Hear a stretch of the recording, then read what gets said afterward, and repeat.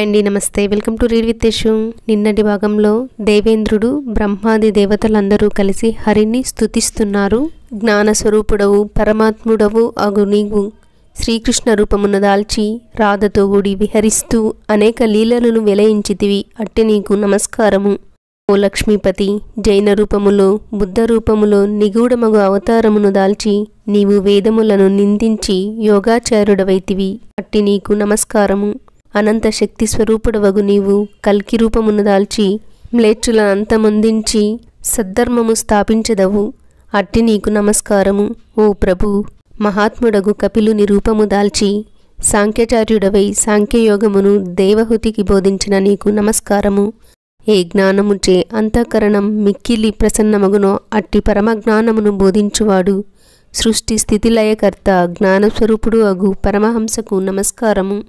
సర్వజనుల హితమును కోరి వేదములను విభజించి పురాణములను రచించిన వేదవ్యాసుడు నీ స్వరూపమే. అట్టి నీకు నమస్కారము. ఓ ప్రభు, ఈ తీరున నీవు మత్స్యాది అవతారములను దాల్చి భక్తుల కార్యమును చేయుటకు సంసిద్ధుడవగుచుందువు. సృష్టి స్థితిలయములకు కారణమైన పరబ్రహ్మవు నీవే. నీకు నమస్కారము. తన దాసుల కష్టములను పోగొట్టి సుఖములను శుభములను ఇచ్చువాడు, పచ్చని వస్త్రమును ధరించువాడు, పాపకర్మలను పోగొట్టువాడు, గరుడును వాహనముగా గలవాడు అగు నీకు నమస్కారము. క్రియలన్నిటినీ చెయ్యు ఒకే ఒక కర్తవు నీవే. శరణు పొందదగిన నీకు నమస్కారములు. దైత్యులచే పీడింపబడుచున్న దేవతల దుఃఖములు మొదలగు వాటిని నశింపజేయుటలో వజ్రము వంటివాడా, శేషశయ్యపై పరుండువాడవు, సూర్యచంద్రులు నేత్రములగా గలవాడవు అగు నీకు నమస్కారము. దయానిధి లక్ష్మీపతి, శరణు పొందిన మమ్మల్ని రక్షించు. జలంధరుడు స్వర్గము నుండి దేవతలనందరినీ వెళ్ళగొట్టినాడు. సూర్యచంద్రులను, అగ్నిని, యమధర్మరాజును అతడు తమ తమ స్థానాల నుండి వెళ్ళగొట్టినాడు. పాతాళము నుండి వాసుకిని తరిమివేసినాడు. మానవుల వలె తిరుగాడుచున్న దేవతలలో శోభ అంతరించింది. మేము నిన్ను శరణు కోరుచున్నాము. వానిని వధించు ఉపాయమును ఆలోచించుము. దేవతల దీనాలాపనలు విని కరుణాసముద్రుడైన పురుషోత్తముడు, ఓ బహిర్ముఖులారా, భయాన్ని విడిచిపెట్టండి. నేనిదే యుద్ధానికి సిద్ధమై వెళుతున్నాను. జలంధరునితో జగడంలో నా విక్రమాన్ని చూపిస్తాను అని గరుత్మంతుని స్మరించాడు. వెంటనే వచ్చి రాలిన వైనతేయుని అధిరోహించి పోరుకు బయలుదేరుతున్న వారిజనాభుని సమీపించి అబ్దితనూజ అయిన ఆదిలక్ష్మి ఇలా ప్రార్థించింది. నాదా, నేను మీకు ప్రాణప్రియురాలునైనచో, సర్వదా మీ భక్తురాలనైనచో, ఓ దయానిధి, నా తమ్ముడైన జలంధరుని వధించకండి. సుముఖుడై పురుషోత్తముడు ఇలా అన్నాడు. అనపాయిని అయిన ఆదిలక్ష్మి పలుకులకు, దేవి క్షీరసాగర రాజపుత్రి, నీ మూలంగానే కదా నాకు శోభ సమకూరింది. నా వైభవమంతా నీ తండ్రి గారిచ్చిందే కదా.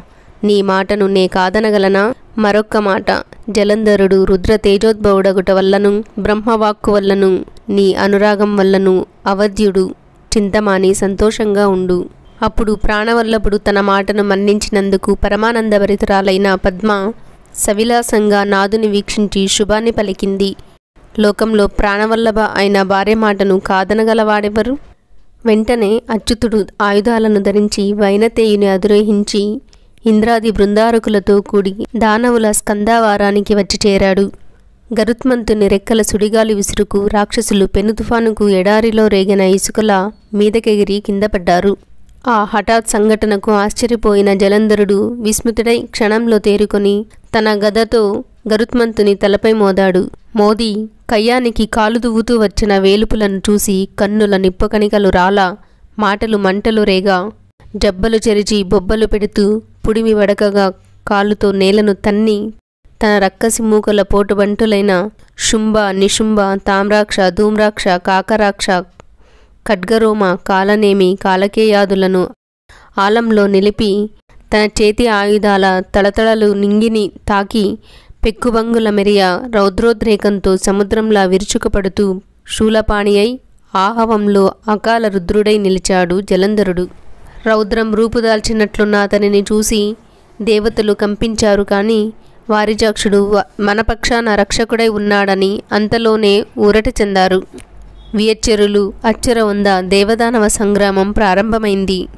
ఇంద్రాది దేవతలందరూ విష్ణువుతో కలిసి జలంధరునితో యుద్ధం చేయడానికొచ్చారు. ఆ యుద్ధం ఎలా జరుగుతుంది, పైచేయి ఎవరిదవుతుంది అన్నది రేపటి భాగంలో చదువుకుందామండి. ఈ వీడియో మీకు నచ్చినట్లయితే లైక్ చేసి కమెంట్ చేయండి. అలాగే ఇలాంటి వీడియోలు చూస్తారు వింటారు అనే వాళ్ళకి షేర్ చేసి సబ్స్క్రైబ్ చేసుకోండి. థ్యాంక్ యూ ఫర్ వాచింగ్ అండి. సర్వం ఉమామహేశ్వర పాదార్పణం.